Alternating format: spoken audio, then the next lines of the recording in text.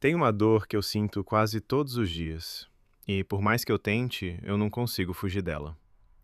É a dor de olhar para o cenário atual de Dragon Ball e perceber com toda clareza que aquele Dragon Ball que mudou minha vida nunca mais vai voltar.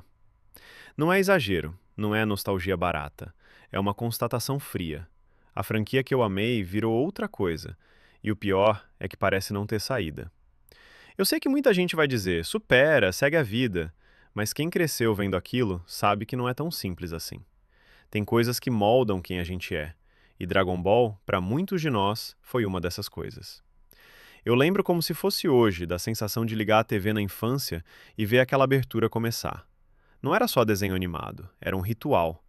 Era aquele arrepio na espinha de ver os traços marcantes, a animação que hoje a gente chama de analógica, mas que na época era só mágica pura. A saga Majin Buu, em especial, tinha uma definição muscular pesada, com ranhuras, sombras bem trabalhadas, um peso visual que fazia cada luta parecer que valia a vida de alguém. Os personagens pareciam ter sofrido de verdade para chegar até ali. Cada cicatriz, cada músculo desenhado com aquele cuidado quase obsessivo, contava uma história sem precisar de uma palavra. E é exatamente esse contraste que mais me incomoda hoje. Porque, ao mesmo tempo que eu sinto essa saudade absurda daquela fase, eu também já revi a saga Z tantas vezes que, sinceramente, a repetição começou a perder o impacto. Eu sei cada fala, cada grito, cada transformação de cor. E aí eu fico nesse beco sem saída. Eu quero mais Dragon Ball, eu quero coisa nova, mas eu quero que essa coisa nova respeite o que vinha antes. E o que a gente recebe, na prática, é um produto pensado para vender brinquedo, pensado para caber num horário de manhã de sábado, sem alma, sem o peso dramático que fez a franquia ser o que foi. Um exemplo que resume bem esse esvaziamento é uma cena de Dragon Ball Daima, onde a Bulma simplesmente diz que não vai mais tomar banho com o Vegeta, e ele aceita aquilo de um jeito bobo, quase de personagem secundário de sitcom infantil. Pensa no Para tamanho de do problema. bancar, idiota! Escuta, se você não parar agora, eu nunca mais vou tomar banho junto com você, Vegeta!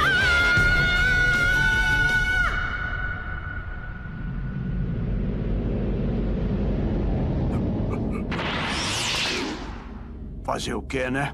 Vai lá lutar.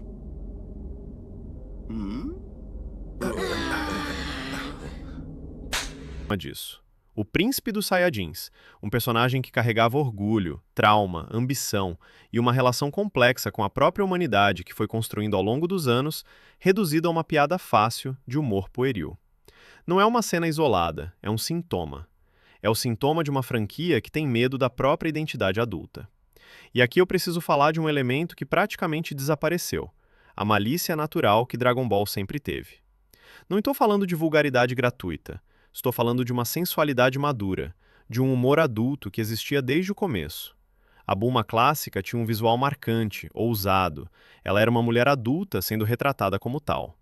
O mestre Kami escondia suas revistas, fazia suas piadas de duplo sentido, e isso, gostando ou não, trazia humanidade para aquele universo. Eram personagens adultos se comportando como adultos, com falhas, desejos e contradições reais. Hoje, esse tipo de humor foi completamente apagado, substituído por uma limpeza estética que tira a textura humana dos personagens. E o que mais incomoda é a incoerência do mercado. A gente vê One Piece, no mesmo gênero, na mesma indústria, mantendo total liberdade criativa. Personagens femininas com sensualidade preservada, roupas ousadas, tom adulto, violência explícita quando a narrativa pede. Ninguém trava esse anime. Enquanto isso, Dragon Ball foi sendo empacotado, higienizado, achatado por comitês de censura e por interesses de mercado que decidiram que a franquia precisa ser eternamente infantil, mesmo tendo nascido com uma proposta muito mais adulta do que isso. Esse esvaziamento de identidade também aparece de outra forma, talvez ainda mais dolorosa para quem acompanha o mangá: o prólogo do arco de Super Hero. Era a chance perfeita de dar protagonismo de verdade ao Goten, de mostrar a evolução de um personagem que sempre ficou em segundo plano. E o que a gente recebeu? Um Goten praticamente esquecido, e um Trunks tratado de forma superficial, sem profundidade, sem peso dramático. Nenhum dos dois alcançou o Super Saiyajin 2, nenhum dos dois mostrou uma evolução real, e os dois perderam aquela imponência física que sempre marcou os guerreiros de raça pura na franquia.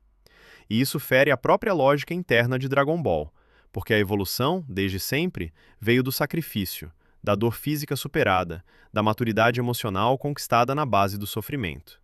Não veio de tramas leves de heroísmo urbano, que parecem emprestadas de outro tipo de história completamente diferente.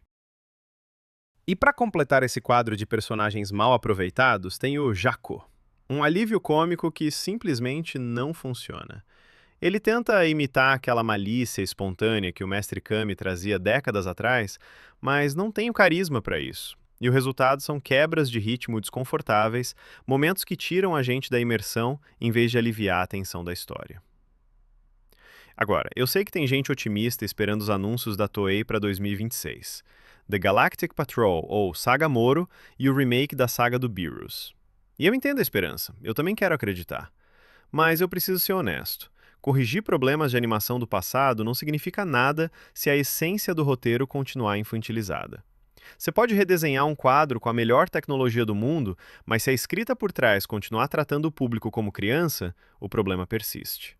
E a saga Moro, no mangá, é um exemplo perfeito disso. Ela começa muito bem, equilibrando momentos leves com piadas inteligentes, ainda dentro daquele tom que a gente reconhece como Dragon Ball. Mas depois ela faz uma transição para um terror de verdade, trazido por um vilão que atravessa literalmente o peito dos Guerreiros Z, que cria um clima de desespero genuíno. É maduro, é pesado, é exatamente o tipo de tensão que fez a fase Z ser inesquecível. E eu já posso prever o que vai acontecer quando isso for adaptado para o anime. Tudo isso vai ser suavizado, amaciado, encaixado num horário matutino que não permite esse tipo de violência gráfica. O traço maduro e expressivo da fase Z não vai voltar, porque o formato que a indústria escolheu para a franquia simplesmente não permite. E isso me leva a uma pergunta mais incômoda ainda. Até que ponto os contratos originais da franquia e a falta de autonomia da própria Shueisha para gerenciar essa marca com mais liberdade artística são responsáveis por esse engessamento? Porque, no fim das contas, não parece ser falta de talento dos artistas envolvidos. Parece ser uma decisão estrutural, uma escolha de manter Dragon Ball dentro de uma caixinha segura, comercialmente previsível, mesmo que isso traia a essência do que a franquia já foi um dia. E é por isso que eu cheguei numa conclusão. Eu vou continuar acompanhando Dragon Ball, porque não dá, e nem eu quero negar o tanto que essa franquia significa para mim. Mas eu vou continuar assistindo sabendo, com os olhos bem abertos, que aquilo que está sendo entregue está longe dos 100% do potencial que essa história poderia alcançar. Não é raiva, não é boicote performático. É simplesmente não fechar os olhos para a realidade. A gente cresceu junto com esses personagens. A gente merece um fechamento que honre isso. E talvez ele nunca venha. Mas mesmo assim, eu vou continuar aqui, acompanhando cada novo capítulo, cada novo anúncio, cobrando com a consciência de quem sabe a diferença entre o que foi feito e o que poderia ter sido feito.